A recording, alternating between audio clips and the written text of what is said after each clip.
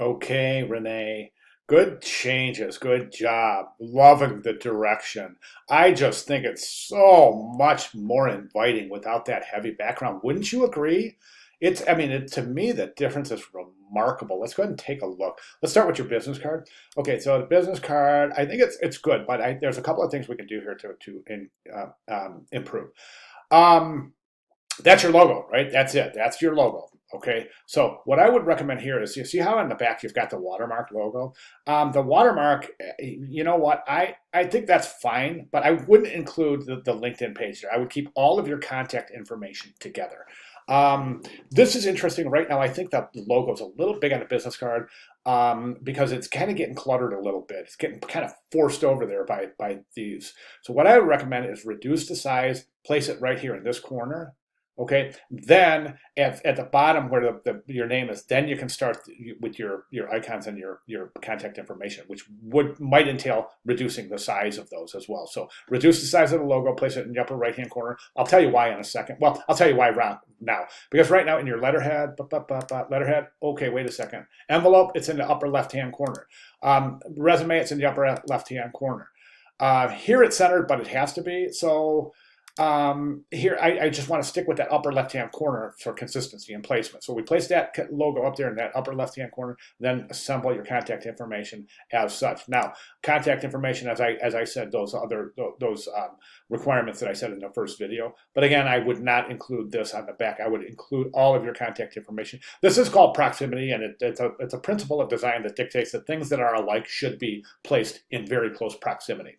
Okay, business card. That's the leave behind. Let's go to the envelope. Okay, so this logo right here. I want to talk about that logo right here, but let's say the business card. Okay, so we take a look at that logo, we go to the envelope, and we see it's a little bit different now. So what I would recommend is taking that exact logo, placing it right there, and then taking your contact information, placing it below. Okay, now we go to the letterhead. Now we see the letterhead. Now it's centered. So what I would recommend here is, since it's left aligned on the envelope and the business card, let's go ahead and left align it. Where do we go? On the letterhead. So it would be placed right over here. Now it looks like you've got your contact information on the footer area, that's fantastic. Let me just get over here. Yeah, letterhead's good to go. I think it looks great. Make sure you have all your contact information needed there, including your social media, and then left align that, and it's good to go. Okay, that leaves us with the resume. Now, the resume, you really want to take this to the next level. What you're going to do is you're going to design your resume on your letterhead. Okay, and that points to consistency, and it'll go a long way. It'll impress the person who's interviewing you. It'll impress your portfolio reviewers. So basically what you're going to do is you're going to take your letterhead, right? Once you move that over there and get this settled, and then just assemble your resume on the interior of your letterhead. So let's take a look at that resume. Yeah, so all of this would be assembled on the actual letterhead. Okay, and then left align. So I think that, yeah, so with the contact information on the footer and everything. Might entail some reconfiguration here, so keep that in mind. I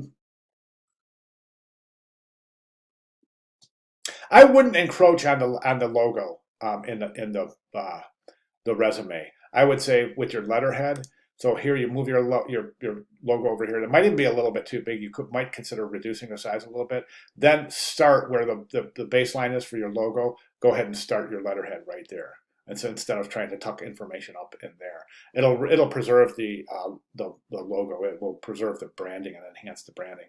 Then we have the leave behind.